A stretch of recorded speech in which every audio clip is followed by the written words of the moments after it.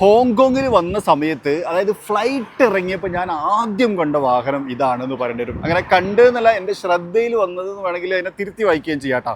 ഇത് ശ്രദ്ധയിലേക്ക് വരാനുണ്ടായ പ്രധാനപ്പെട്ട കാരണം ഇത് കാണാൻ ഒരു ലണ്ടൻ ടാക്സി ടച്ച് ഉണ്ട്, പക്ഷേ ഇത് ടൊയോട്ടൻ്റെ വാഹനമാണ് എന്നുള്ളതാണ്. മാത്രമല്ല ഇത് ഹൈബ്രിഡാണ്, ഇത് ഇവിടുത്തെ ടാക്സി വാഹനമാണ് എന്നുള്ളതാണ് ഏറ്റവും വലിയ ഹൈലൈറ്റ്.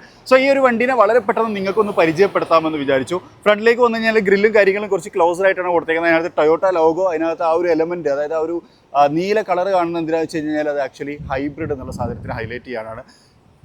LED ഒന്നുമല്ല, ഹാലജനാണ് എല്ലാ ലാമ്പ് സിസ്റ്റവും കൊടുത്തേക്കുന്നത്. ഫോഗ് ലാമ്പിൻ്റെ അവിടെ ഒരു ഹൗസിംഗ്, എനിക്ക് തോന്നുന്നു ബേസ് വേരിയൻ്റ് ആയതുകൊണ്ടാണ് അങ്ങനെ എന്നുള്ളത് എനിക്കറിയില്ല. പക്ഷേ ഇതിന് മിറർ പ്ലേസ്മെൻറ്റ് നല്ല രസമുണ്ട്. ലണ്ടൻ ടാക്സി പോലെയല്ല, ഇന്ന് വ്യത്യസ്തമായിട്ടാണ്. വീലിലേക്ക് വന്നു കഴിഞ്ഞാൽ ടൊയോട്ടൻ്റെ ലോഗോയും ധാരാളം സ്പോക്കുകളായിട്ടുള്ള വീലുകളായിട്ട് കൊടുത്തിട്ടുണ്ട്. 15 ഇഞ്ച് വീലുകളാണ്. സോ ടാക്സിങ് പർപ്പസിന് കുറച്ചുകൂടി നല്ലതാണെന്നുള്ള രൂപത്തിൽ. ഇതിൻ്റെ ഈ ഒരു സൈഡ് പ്രൊഫൈലാണ് ഇതിൻ്റെ ഏറ്റവും ബ്യൂട്ടി. ഇത് റിയലി അല്ലെങ്കിൽ കറക്റ്റായിട്ട് ശരിക്കും പറഞ്ഞ ഒരു ലണ്ടൻ ടാക്സി സ്റ്റൈൽ തന്നെയാണ്. സ്ലൈഡിങ് ഡോറുകളാണ് കൊടുത്തിരിക്കുന്നത്. ഇലക്ട്രോണിക്കലി ഓപ്പറേറ്റ് ചെയ്യാം, അകത്തുനിന്ന് ഓപ്പറേറ്റ് ചെയ്യാം. മുകളിൽ ഒരു ടാക്സി എന്ന് പറഞ്ഞ ബാഡ്ജിങ്ങും കാര്യങ്ങളും കൊടുത്തിട്ടുണ്ട്. ഡ്യുവൽ ടോണാണ്. ഈ ഒരു ഭാഗം പ്രോപ്പർ ലണ്ടൻ ടാക്സിയാണ്. ഇനി ഇതിൻ്റെ പേര് പറയാം, ടൊയോട്ട ക്രൗൺ കംഫർട്ട് ഹൈബ്രിഡ്. അതാണ് കാരണം. ആ പോകുന്ന വണ്ടി ഇതാ അവിടെ ഒരു വണ്ടി പോകണില്ലേ, അത് ആക്ച്വലി ടൊയോട്ട ക്രൗൺ കംഫർട്ടാണ്. അതിൻ്റെ ലേറ്റസ്റ്റ് എഡിഷനാണിത്. ആ മോഡൽ 2018 കമ്പനി അവസാനിപ്പിച്ചു. അതിനുശേഷം അവർ ഹൈബ്രിഡിനെ പുറത്തിറക്കി. അതാണ് ഇപ്പോൾ നമ്മൾ കാണുന്നത്. ഇതാണ് ഇതിൻ്റെ ബാക്ക് ഭാഗം. കംഫർട്ട് എന്ന് പറഞ്ഞ ബാഡ്ജിങ് കാണാം. ഹൈബ്രിഡിൻ്റെ ബാഡ്ജിങ് കൊടുത്തിട്ടുണ്ട്. Toyota logo, lamp system, wiper unit, അങ്ങനത്തെ കാര്യങ്ങളൊക്കെ കാണാം. വെള്ളമടിക്കാനുള്ള ഫെസിലിറ്റിയും ഇവിടെ കൊടുത്തിട്ടുണ്ട്. യെസ്, നൈസ് അല്ലേ? എനിക്ക് ഭയങ്കരമായിട്ട് ഇഷ്ടപ്പെട്ടു.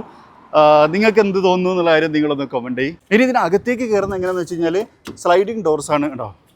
ഇത് പാസഞ്ചേഴ്സിന് യാത്ര ചെയ്യാൻ വേണ്ടി പ്രത്യേകം തയ്യാറാക്കിയതാണ്. അതുകൊണ്ട് തന്നെ പാസഞ്ചേഴ്സിന് ഇരിക്കാൻ ധാരാളം സ്പേസ് ഇതിനകത്തുണ്ട്. പിടിക്കാൻ ഗ്രാബ് ഹാൻഡിൽസ് കൊടുത്തിട്ടുണ്ട്. വിശാലമായിട്ട് ഇരിക്കാനുള്ള സൗകര്യമാണ്. ഹെഡ് റെസ്റ്റ് അഡ്ജസ്റ്റബിളും കാര്യങ്ങളൊന്നും തന്നെയല്ല. 2 ഡോറും സ്ലൈഡിംഗ് ആണ്. അകത്തുനിന്ന് ഡ്രൈവർക്ക് ഇത് ഓപ്പറേറ്റ് ചെയ്യാൻ പറ്റും എന്നുള്ളതാണ്. ഇദ്ദേഹമാണ് നമ്മൾ ഡ്രൈവർ. ഇദ്ദേഹത്തിനോട് ഒരു 5 മിനിറ്റ് സമയം ചോദിച്ച് നമ്മളിപ്പോൾ ഇത് ഷൂട്ട് ചെയ്യുന്നതാണ്. ഇന്റീരിയറിലേക്ക് വന്നു കഴിഞ്ഞാൽ ഇവിടെ ഒരു ഇൻഫോർടൈൻമെൻറ്റ് സിസ്റ്റം, അതേപോലെ തന്നെ ഒരു മീറ്റർ കാണാം. ഇതൊക്കെ എനിക്ക് തോന്നുന്നു ആഫ്റ്റർ മാർക്കറ്റ് അവർ വെച്ചതാണെന്നാണ് എനിക്ക് തോന്നുന്നത്. ക്ലസ്റ്റർ നോക്കിയാൽ വൗ. സ്റ്റിയറിംഗ് വീല് ടൊയോട്ടൻ്റെ സ്റ്റിയറിംഗ് വീലാണ്. നമ്മുടെ നാട്ടിലങ്ങനെ അധികം നമ്മൾ കണ്ടിട്ട് സാധ്യതയില്ലാത്ത സ്റ്റിയറിംഗ് വീലാണ്. ഇതൊക്കെ ഇവർ ആക്സറീസ് ചെയ്തേക്കുന്ന കേട്ടോ. വലിയ ഒരു ഗ്ലാസ് ഏരിയ, അതേപോലെ തന്നെ ഡാഷ് ക്യാമറ, ഇവിടെ AC ഒക്കെ കൊടുത്തിട്ടുണ്ട് ബാക്കത്തെ പാസഞ്ചേഴ്സിന്. ഫ്രണ്ടിലും ഒരാൾക്ക് അത്യാവശ്യം നല്ല കംഫർട്ടബിളി ഇരിക്കാം. സെൻട്രൽ ടണലിൻ്റെ ഭാഗം ഇതാണ് വരുന്നത്. വൗ സൂപ്പർ അല്ലേ? നൈസ്.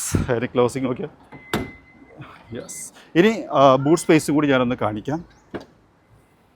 ആണോ, അത്യാവശ്യം സ്പേഷ്യസ് ആണ്. കാരണം ഇത് പാസഞ്ചേഴ്സിനെ ഫോക്കസ് ചെയ്തുകൊണ്ടാണല്ലോ മെയിൻലി ഉള്ളത്. ഇത് നമ്മളെ ബാഗാണ്. സോ യെസ്, ഇതാണ് ഇവിടുത്തെ ടാക്സി. ആക്ച്വലി ഒരു ലണ്ടൻ ടാക്സി പോലത്തെ ഒരു ടാക്സി എന്ന് തന്നെ പറയാം. ഇനി അതിൻ്റെ എൻജിൻ ഡീറ്റെയിൽസ് കാര്യങ്ങളൊക്കെ ഒന്ന് ആഡ് ചെയ്യാം. ഇതിനകത്തൊരു 1.5 ലിറ്റർ ഹൈബ്രിഡ് എൻജിനാണ് പ്രവർത്തിക്കുന്നത്. 61 PS പവറാണ് ഇതിൻ്റെ ബാറ്ററി ഉൽപ്പാദിപ്പിക്കുക. സോ രണ്ടും കൂടി കമ്പൈൻ ചെയ്തിട്ട് 100 PS പവർ ഉൽപ്പാദിപ്പിക്കും. സോ ഇത് മോസ്റ്റ്ലി ഒരു എന്താ പറയുക, ടാക്സി പേർപ്പസ് ആണ്.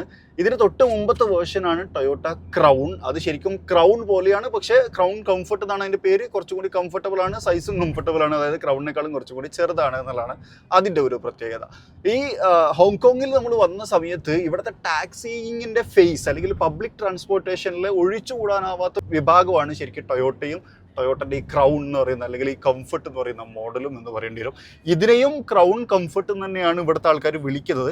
പക്ഷേ ക്രൗൺ എന്ന് പറയുന്ന പേര് ഇതിൻ്റെ എവിടെയും അങ്ങനെ ഹൈലൈറ്റ് ചെയ്ത് കൊടുത്തിട്ടില്ല. അപ്പോൾ ഞാൻ മനസ്സിലാക്കുന്നു ക്രൗൺ എന്ന് പറയുന്നത് എന്തായാലും ആ ഒരു ഡിസൈൻ അതങ്ങനെ നിലനിൽക്കുന്ന സമയത്ത് ഇതിനെ ജസ്റ്റ് കംഫർട്ട് ഹൈബ്രിഡ് എന്നുള്ള പേരിൽ മാത്രം ടൊയോട്ട കൊണ്ടുവന്നതാണ്. പക്ഷേ ആ ക്രൗൺ എന്ന് പറയുന്ന മോഡൽ നിർത്തിയിട്ട് ഇത് സ്റ്റാർട്ട് ചെയ്തുകൊണ്ട് ഇവിടുത്തെ ആൾക്കാർ ഇതിനെ ക്രൗൺ കംഫർട്ട് അല്ലെങ്കിൽ ക്രൗൺ കംഫർട്ടിൻ്റെ ലേറ്റസ്റ്റ് മോഡൽ എന്ന് വിളിച്ചു തുടങ്ങി എന്നാണ് ഞാൻ മനസ്സിലാക്കുന്നത്. പക്ഷേ കാണാൻ രസം പഴയ ക്രൗൺ തന്നെയാണ്. പക്ഷേ ഇതിലൊരു കൗതുകമുണ്ട്. അതാണ് ഞാൻ നേരത്തെ പറഞ്ഞ ലണ്ടൻ ടാക്സി എന്ന് പറയുന്ന ആ ഒരു കൗതുകം. സോ ഇരിക്കുന്ന സമയത്ത് നോക്കിയാൽ ലെഗ് റൂമും കാര്യങ്ങളൊക്കെ ധാരാളം ഉണ്ട്. ആർക്കും വിശാലമായിട്ടിരിക്കാം. നല്ല സ്ഥല സൗകര്യമുണ്ട്. ഇനി ഇവിടെ നമുക്ക് വേണമെങ്കിൽ ലഗേജസും കീപ്പ് ചെയ്യാം. സോ തോന ലഗേജ് ഉണ്ടെങ്കിൽ ഇവിടെ നമ്മൾ പെട്ടി വെച്ച് കഴിഞ്ഞാലും വലിയ പ്രശ്നമില്ല എന്നുള്ളതാണ്. നമുക്ക് പിടിച്ചിരിക്കാനുള്ള സെറ്റപ്പും ഗ്രാബ് റെയിൽസും കാര്യങ്ങളൊക്കെ കൊടുത്തിട്ടുണ്ട്. നല്ല വിസിബിലിറ്റിയാണ്. യാത്രാ കംഫർട്ടും വളരെ നല്ലതാണ്. ചാർജിങ് സോക്കറ്റുകളൊക്കെ കൊടുത്തിട്ടുണ്ട്. ഒക്കെ ഒരു ലണ്ടൻ ടാക്സി ഇൻസ്പിറേഷൻ എവിടെയൊക്കെ ഫീൽ ചെയ്യുന്നത്. C ടൈപ്പ് ഒന്നല്ല കേട്ടോ, നോർമൽ ടൈപ്പ്. യെസ്, അടിപൊളി. ശരിക്കും വന്നിറങ്ങിയ സമയത്ത് എയർപോർട്ടിൽ നിന്ന് ഞങ്ങൾ പുറത്തേക്ക് പോകുമ്പോൾ, ഞങ്ങൾ ആക്ച്വലി എയർപോർട്ടിൽ നിന്ന് ഒരു ഡബിൾ ഡെക്കർ ബസ്സിലാണ് ഇങ്ങോട്ട് വന്നത്. ആ സമയത്ത് ഞാൻ ആദ്യം എൻ്റെ കണ്ണിലേക്ക് വന്നത് ഈ 2 കാറുകളായിരുന്നു. സോ ഉറപ്പായിട്ടും അതിൻ്റെ ഒരു വീഡിയോ ചെയ്യണമെന്ന് ഞാൻ ആഗ്രഹിച്ചു, അത് ചെയ്തു. ശരിക്കും ടാക്സിയിങ്ങിൽ ഏറ്റവും കൂടുതൽ ആളുകൾക്ക് ആവശ്യം കംഫർട്ടും സ്പേസുമാണ്. ആ രണ്ട് സാധനവും ബ്യൂട്ടിഫുൾ ആയിട്ട് കവർ ചെയ്യുന്ന ഒരു വാഹനം എന്ന് നമുക്കിതിനെ വിശേഷിപ്പിക്കാം. നല്ല യാത്രയാണ്. പിന്നെ ഹെഡ് റൂം നോക്കിയാൽ സാധാരണ നമ്മൾ വിരലിൻ്റെ കണക്കാണ് പറയുന്നത്, ഇതൊരു കൈ കണക്കാണ് കേട്ടോ.